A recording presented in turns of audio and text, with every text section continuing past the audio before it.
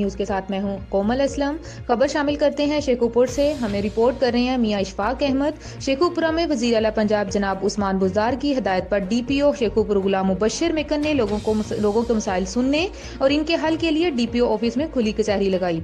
खुली कचहरी में पेश होने वाले साइलिन की शिकायत को बगौर सुना। मौके पर ही मुतल्लिका अफसरों को मेरिट के मुताबिक इनकी शिकायत दूर करने और इनकी दादरसी के लिए अहकाम जारी किए। उन्होंने हदायत दी कि लोगों की शिकायत और मसाइल अपने दफातर में हल करने पर तवज्जो दें। पुलिस दिन रात जाफशानी से अपने फ़राइज़ सर अंजाम दे रही है, ताहम जराइम और मंशियात के मुकम्मल खात्मे में अवामी तामुन भी दरकार होगा ताकि इन माशरती नासुरों का जड़ से कलाकमा किया जा सके। इसके साथ ही मुझे दीजिए इजाज़त। अल्लाह हाफ़िज़।